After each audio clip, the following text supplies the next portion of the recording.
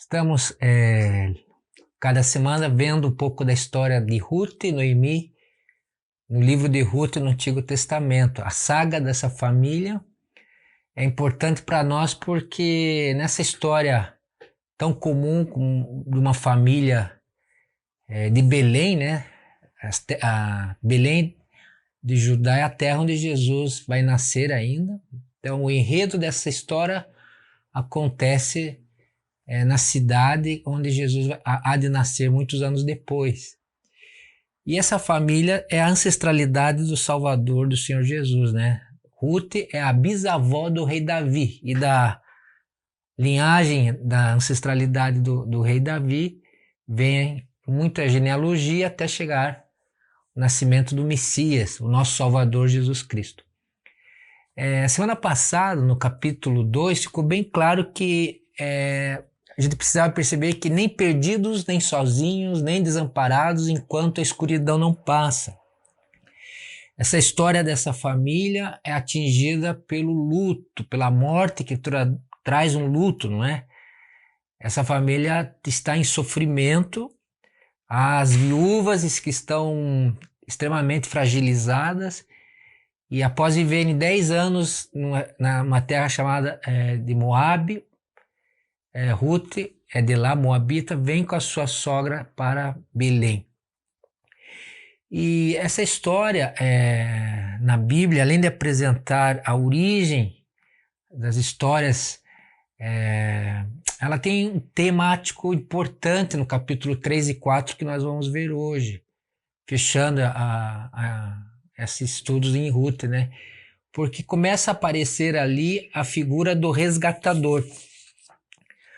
Existe uma lei de Moisés, que é a lei do levirato, né? Onde que quando uma mulher ficava viúva, o seu familiar mais perto deveria casar com ela, ter filho, para que permanecesse a sua herança, houvesse continuidade de vida naquele clã, naquela família. Então, a história de Ruth é a história do resgate, a história da redenção, a história de que há um Deus agindo, mesmo quando nós, para nós, só olhamos a escuridão. Parece que só há trevas na sua e na minha frente. Parece que não conseguimos enxergar um palmo além do nosso nariz, a nossa visão está encurtada e parece que o Deus está em oposição a nós. É assim que Noemi estava no capítulo 1, mas no 2, devido à presença da sua nora, que permanece com ela, declara o seu amor através de palavras, mas também vai ao trabalho rural e começa a ter mantimentos, porque ela começa a colher os grãos, a cevada e o trigo que era permitido colher, a lei da rebusca, né? Então, Noemi começa a perceber que o Deus que ela crê não abandona os seus, mesmo que a escuridão está demorando para passar. Então, vamos abrir aqui no livro de Ruth, capítulo 3, e dar a continuidade à história dela. No capítulo 3 é o clímax desse texto, desse livro bíblico, porque no capítulo 3, Boaz e Ruth vão se encontrar, vai ser feito até um plano bem inteligente pela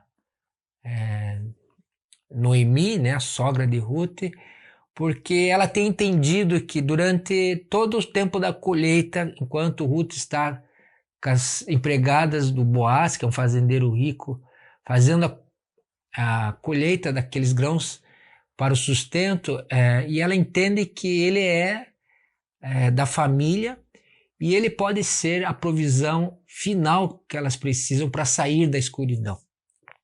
Então o capítulo 3, verso 1 diz assim: certo dia Noemi, sua sogra, lhe disse: minha filha, tenho que procurar um lar seguro para a sua felicidade. Boaz, senhor das servas com quem você esteve, é nosso parente próximo. Esta noite ele estará limpando cevada na eira. Lave-se, perfume-se, vista sua melhor roupa e desça para a eira. Mas não deixe que ele perceba que você não perceba você até que tenha comido e bebido.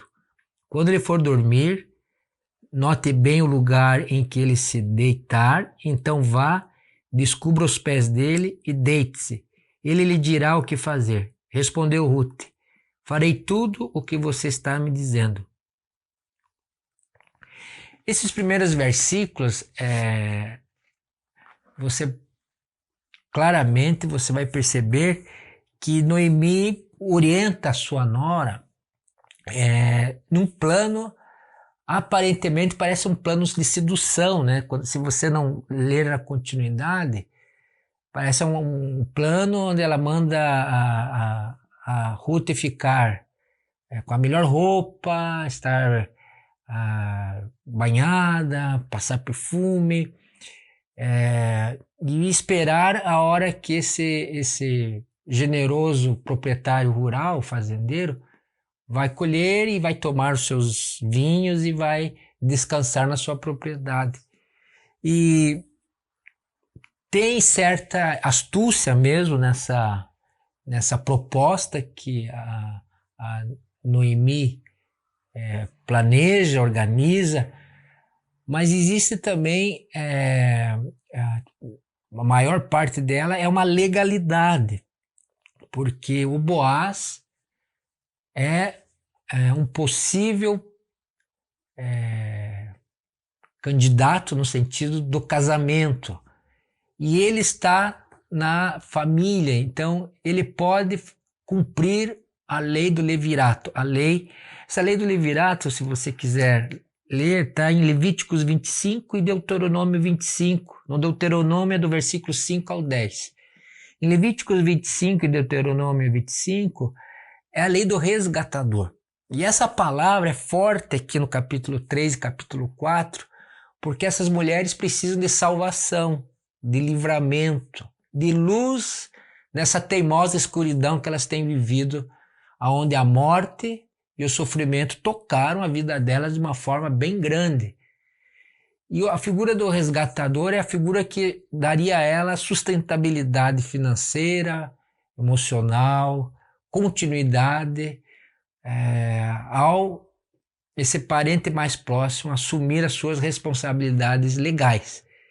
Então, se aparentemente para você parece que ela vai para um encontro tentando se aproximar para seduzir, você tire um pouco isso da sua mente. Ela vai por um encontro, mas quando você vê que ela deita na eira, aonde Boaz está descansando após o seu trabalho e após ter bebido um pouco, ela fica aos pés dele e descobre um pouco a coberta, para que no tempo oportuno ele possa, quando esfriar, acordar e vê-la ali. É uma surpresa, né? Ela não está indo para um encontro amoroso, assim, sedutor no sentido sexual. Ela está indo num encontro aonde ele possa perceber que ele deve cumprir as suas obrigações legais quanto à lei do levirato. A continuidade do texto diz assim: quando Boaz terminou, estou no 7, versículo 7. Quando Boaz terminou de comer e beber, ficou alegre e foi deitar-se perto do monte de grãos. Ruth aproximou-se sem ser notada, descobriu os pés dele, deitou-se. No meio da noite, o homem acordou de repente. Ele se virou e assustou-se ao ver uma mulher deitada aos seus pés. Veja, ela está aos pés dele, ela está esperando, ela está aguardando o momento que o efeito do vinho passe, que o efeito do frio traga ele, acorde ele, e aí quando ele se assusta com a circunstância e faz a pergunta: quem é você? Sou sua serva Ruth, disse ela. estenda a sua capa sobre a sua serva, pois o Senhor é resgatador.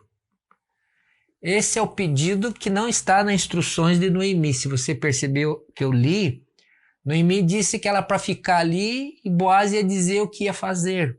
Quando a sogra compôs, planejou essa ideia de, olha, vamos colocá-lo de frente à sua responsabilidade como parente próximo. Olha que ele está sendo tão generoso conosco, tão bom com você, durante toda o abril e durante toda a época da colheita, ele está permitindo Ruth pegar alimento para si, para sua sogra.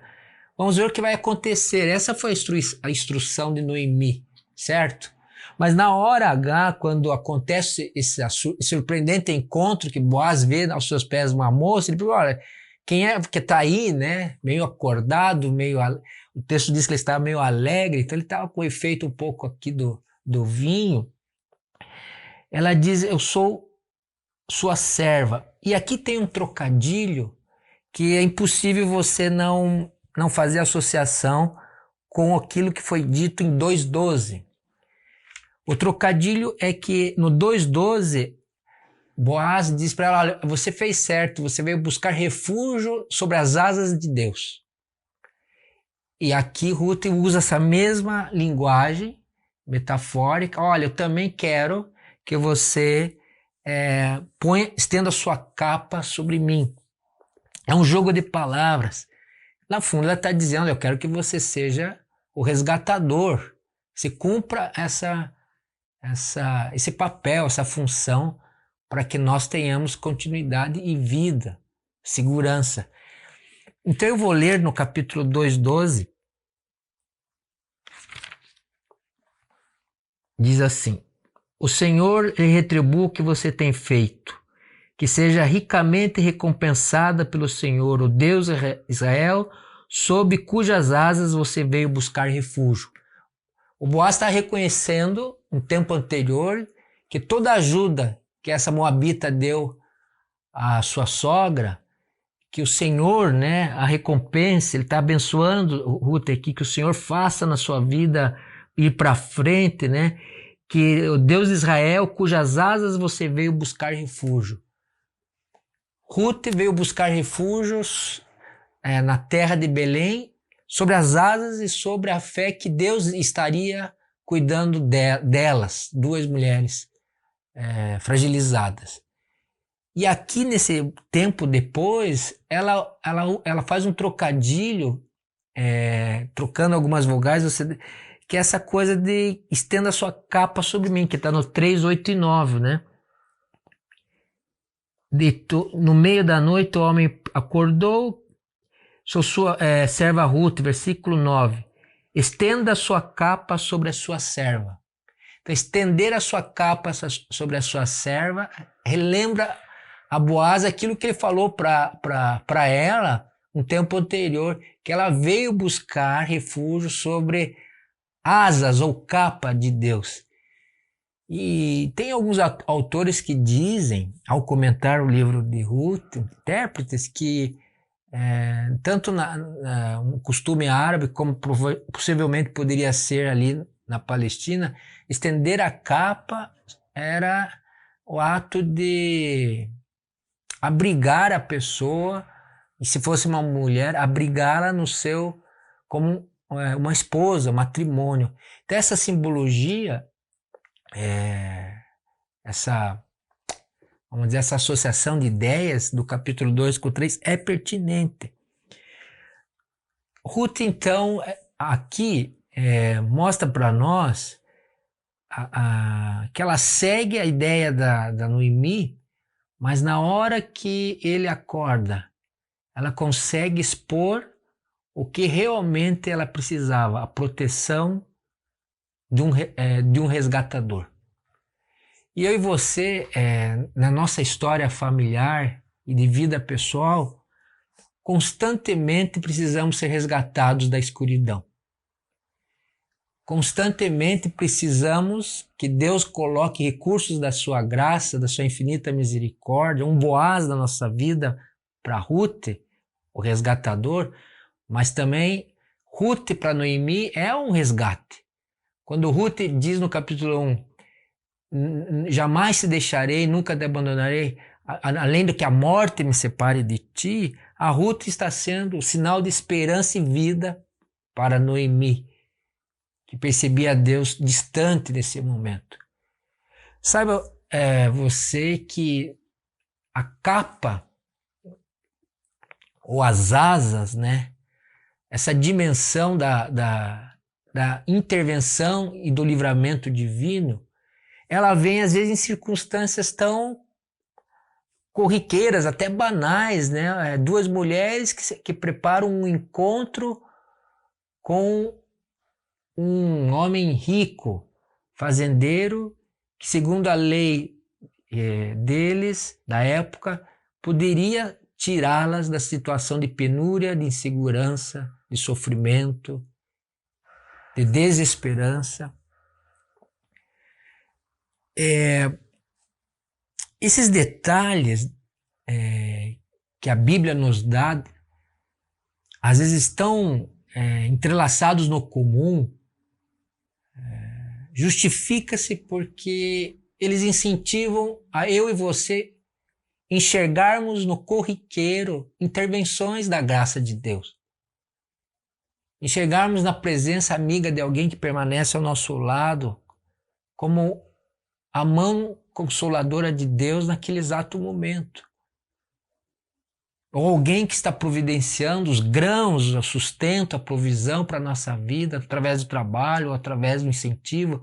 Entender que isso significa Deus dizendo para você, eu estou aqui, Elcio.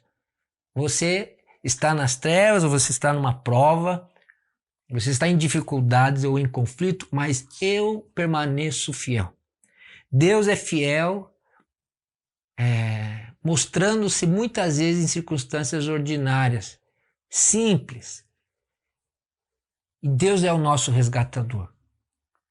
Incentiva você a perceber na sua história, a perceber aquilo que Deus está sinalizando para você, apontando para você como placas de orientação e direção de que você não está abandonado só porque você está nas trevas. Não. Há trevas, mas há a presença do amor de Deus através desses recursos. E quando o Boaz diz essa palavra, que você seja abençoada por Deus, a quem você veio buscar refúgio aqui em Belém, para essa moabita, ele talvez nunca pensou que ele seria. A vida dele seria a resposta para Noemi e para Ruth. Que Boaz seria a intervenção de Deus para que ela fosse bisavó de um rei, ou ele vai ser bisavô do rei Davi, e que da família de Ruth e Noemi da linhagem nasceria o rei dos reis, o Senhor Jesus. Ele jamais pensou que numa eira dormindo, meio alegre, como diz o texto, com uma surpresa de alguém que está ali, assustou-se com esse encontro inesperado, e quando ele vê e ela pede que ele faça o papel social, familiar, já que ele é da família, são da mesma linhagem, né?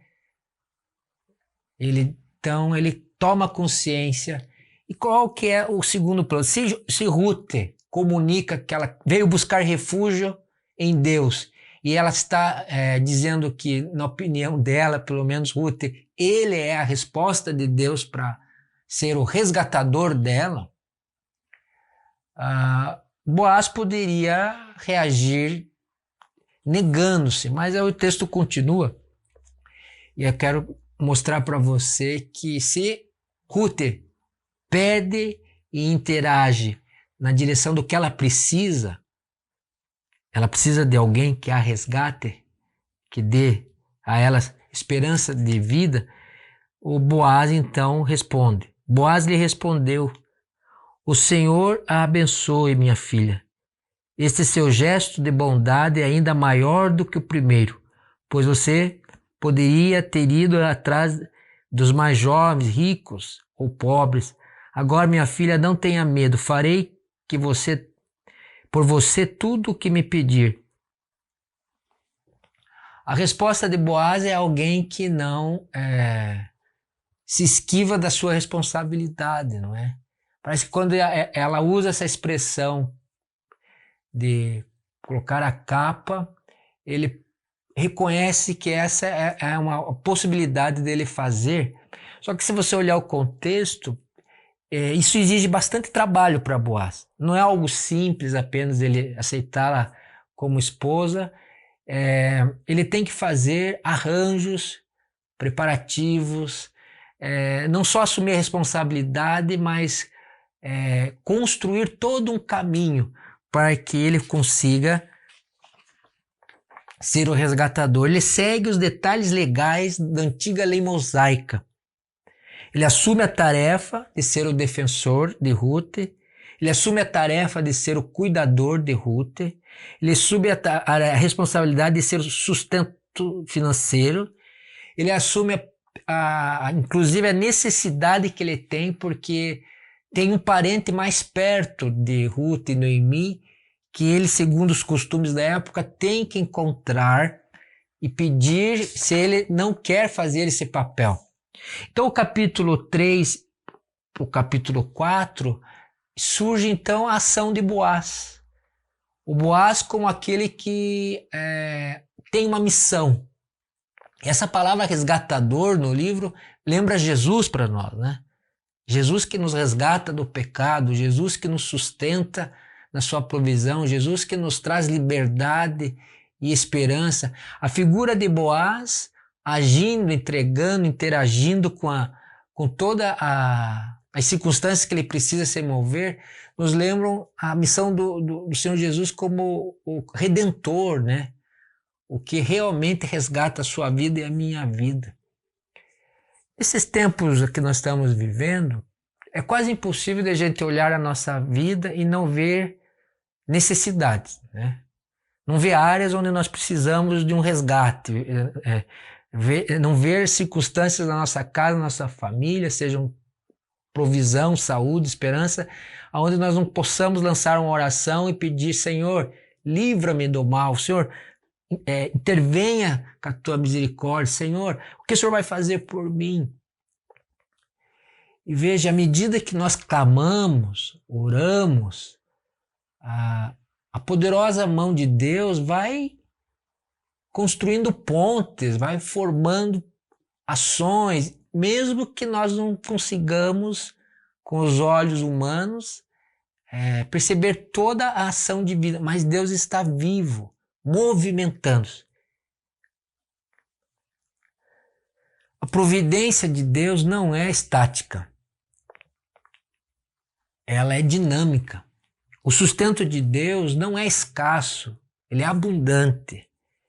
E a escuridão pode ser o grau maior de peso, de trevas na sua vida, mas frente à luz de Jesus, que é a luz do mundo, ela se vai embora, desvanece, ela sai, né?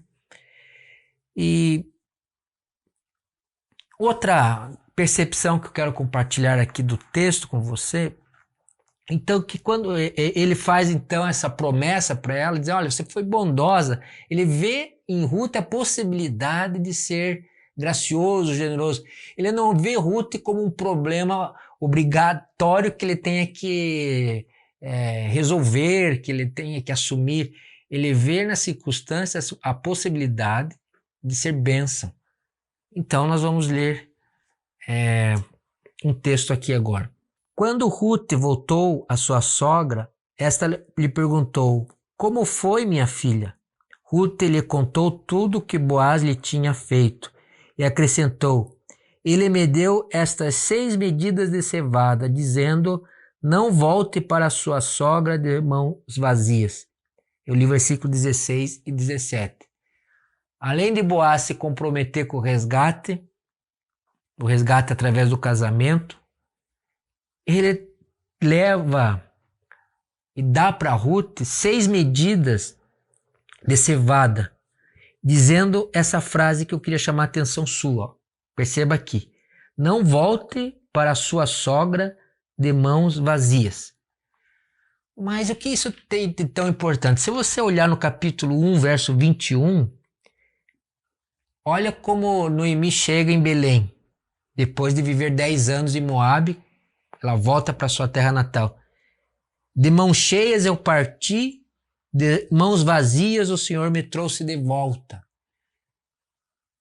É de novo um trocadilho de narrativa, né? Lembra, né? Quando Noemi chega na sua terra, ela fala: não quero que me chame mais de Noemi, que é agradável, o significado do nome, mas me chamo de Mara, porque eu estou amargura. Ela também fala isso, que o Senhor, eu parti de mãos cheias, ela podia estar pensando, tinha filhos, tinha marido, tinha sustento, tinha felicidade. De mãos cheias eu parti, mas de mãos vazias. Ela não disse que o destino lhe trouxe de mãos vazias, ou a vida foi ingrata, ou as circunstâncias que eu passei, ou o povo de Moabe que foi ruim. Não, ela diz o Senhor, o sentido da vida de Noemi, para ela, o Senhor estava nas coisas boas e ruins. O Senhor me trouxe de volta, mas de mãos vazias. Mãos vazias.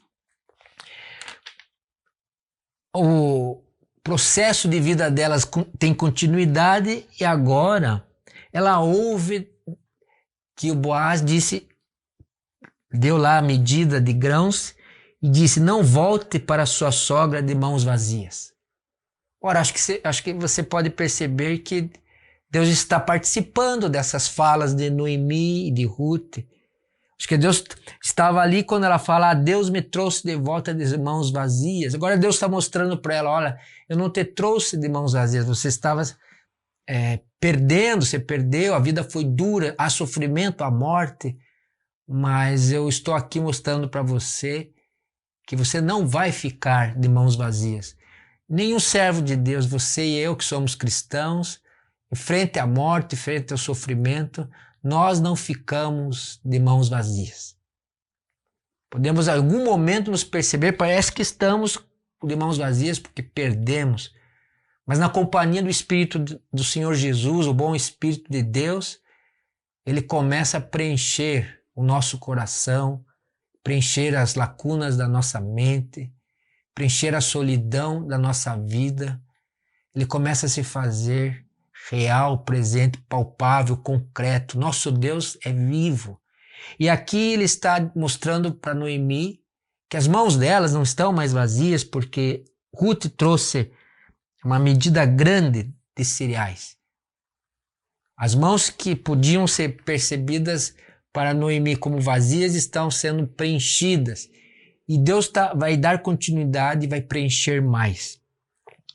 Além do alimento, além da comida, o Boaz segue fazendo todo o percurso que ele tem que fazer para poder casar com Ruth.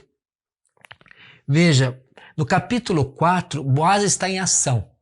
É dinâmico. É esse homem querendo fazer as coisas certas e ser realmente a figura do provedor e resgatador de Ruth e de Noemi. No capítulo 4, se você ler o capítulo 4, ele vai para o lugar mais importante de Belém. É a porta da cidade. A porta da cidade seria como se fosse onde os negócios são feitos, onde pode se reunir os líderes e fazer um tribunal, pode ser feita uma assembleia, pode se organizar a vida comunitária, pode-se tomar decisões, pode ter um júri. Então, à porta das cidades estão os maiorais, estão os líderes. E ali ele convoca esse parente que é mais perto, que estaria na frente dele para assumir essas mulheres. E esse parente não quer, e no capítulo 4, 7 e 8, um registro bem curioso. Eu vou ler para você. Boaz, porém, diante disso, o resgatador respondeu: não poderei resgatá-las. Resgate a você mesmo, eu não poderei fazê-lo. Essa é a conversa de Boaz com esse parente mais próximo. Versículo 7. Antigamente em Israel, para que o resgate e a transferência de propriedade fossem válidos, a pessoa tirava a sandália e a dava ao outro. Assim oficializavam os negócios em Israel. Então, tirou a sandália e Boaz anunciou aos líderes e a todo o povo ali presente: vocês hoje são testemunhas de que estou adquirindo de Noemi. Aí ele vai falando tudo que é de Elimeleque, todas as coisas de Elimeleque, inclusive a necessidade de casar com a Ruth. E ele tira a sandália. Então, tirar as sandálias é como se fosse no cartório, por um selo de garantia. Boaz tem que fazer, providenciar toda a questão, vamos dizer, burocrática, né, desse novo casamento. E ele faz. Mais para o final da narrativa, então Boaz aqui é o resgatador. A narrativa vai fechar assim com algo assim surpreendente para nós. Boaz casou-se com Ruth e ela se tornou sua mulher. Boaz teve um filho e as mulheres diziam, versículo 16, Noemi põe o menino no colo e passou a cuidar dele. As mulheres da vizinhança celebravam o seu nome e diziam, Noemi tem um filho, e lhe deram o nome de Obed. Ué, mas você está pensando aqui, mas não foi Ruth que casou com Boaz? Não é Ruth que é a bisavó moabita do rei Davi? Não é Boaz que ele era meio judeu, mas Boaz era filho de Raabe, a prostituta. Ele também tinha uma descendência misturada, né? Mas como é que é desse casal que parece que não tinha assim nenhuma coisa genial, nada maravilhoso para a gente colocar eles lá em cima? Desse casal assim que aparece na Bíblia, vai nascer o rei Davi, então eles são os bisavós do rei Davi? Sim. E daqui que vai ser da tribo de Judá, que vem o Salvador do mundo. Deus nasce a partir dessas relações humanas, lá há 1100 anos dessa narrativa para o nascimento de Jesus, o Salvador, sim. Mas as mulheres de Belém, que é a cidade natal de Jesus e a cidade dessa história, elas estão cantando uma música, estão fazendo uma celebração. O livro termina com alegria, como é esse livro, né? Porque há um romance, há um amor, há a colheita da cevada do trigo. Esse livro é lido na história do povo judeu, nas festas da colheita, festa das semanas, depois veio chamar festa do Pentecostes. Mas elas dizem que Noemi pôs o menino no colo e cuidava dele, e as mulheres diziam, né? Noemi teve um filho. Noemi não está mais de mãos vazias. Noemi não está mais entendendo que Deus está contra ela. Noemi não está mais vivendo perdida, se sentindo sozinha enquanto a escuridão não passa. Noemi está resgatada pela luz da bondade de Deus. E eu e você recebemos na nossa biografia e narrativa muitos momentos de surpreendente resgate, maravilhosos livramentos, bênçãos e bênçãos em cima, às vezes, de que estamos passando sofrimento. Há uma solução, há uma companhia, há a consolação do Santo Espírito de Deus. Agora Noemi, que no capítulo 1 se sentia de mãos vazias, e no 13 ela estava cheia de alimento, de cevada e trigo, ela estava já recebendo a esperança de Deus pela provisão divina. Deus estava dando provisão em vida. Agora ela tem a continuidade da sua história através desse menino chamado Obed, que vem a ser o pai de Jessé, que é o pai de Davi. Isso está no final, quando aparece a genealogia. O livro termina com a genealogia, né? Obed gerou Jessé e Jessé gerou Davi. Esse é o último versículo. Davi, a última palavra. Jessé gerou Davi. Noemi agora está com o filho de Ruth nos braços. Mas a turma toda da cidade está bem dizendo, com essas palavras, com esse trocadilho, com essa fala, que Deus é o Deus que opera maravilhas. Uma viúva desesperançosa, do capítulo 1. Hoje, agora, nesse exato momento, é cheio de esperança, é cheio de vida, como um bebê traz para a vida da gente aquela alegria, aquele frescor novo, né? Revitaliza a alma da gente, nos faz olhar para a frente. E o livro de Ruth está na Bíblia porque ele nos faz olhar para o Salvador que vem da linhagem de Davi, ali na frente, um milênio depois. O nosso Salvador, Senhor Jesus Cristo, vem. E eu quero terminar o nosso encontro lendo uma palavra de Hebreus que fala sobre esse Salvador. Na linguagem aqui de Hebreus capítulo 7, é o sumo sacerdote, é o melhor dos sacerdotes, é superior ao que o sacerdote fazia a mediação entre o ser humano e Deus. No capítulo 7, 22 de Hebreus, Jesus tornou-se por isso mesmo a garantia de uma aliança superior. Ora, daqueles sacerdotes tem havido muitos, porque a morte os impede de continuar o seu ofício. Mas visto que vive para sempre, Jesus tem um sacerdócio permanente. Portanto, ele é capaz de salvar definitivamente aqueles que por meio dele aproximam-se de Deus. Definitivamente. Pois vive sempre para interceder por eles. Ouça essa palavra, Jesus está vivo e vive sempre para interceder por você. Jesus agora mesmo está intercedendo ao Deus Pai por você, por mim, por nós. Ele está continuamente, intercedeu ontem, intercede hoje, vai interceder amanhã. Essa figura do sacerdote, ele vive por nós. Ele já se doou por nós para salvação e perdão, mas nas nossas lutas, nas nossas sombras. Ele é a companhia certa, ele é o intercessor certo. Por isso, mantenha a sua fé, o seu olhar nele, porque você não vai ficar de mãos vazias.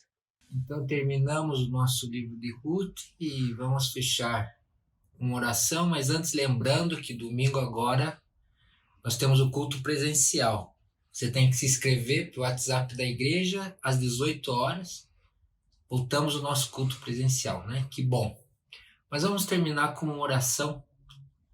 Senhor, abençoe a todos que ouvirem essa gravação, que teu Espírito possa preencher as nossas mãos, a nossa mente com a tua presença, nos trazendo, Senhor, os recursos, nos trazendo resposta àquilo que nosso coração precisa. O Senhor conhece e tem poder para nos doar aquilo que precisamos, Senhor. Oramos em nome de Jesus. Amém. Então, até semana que vem.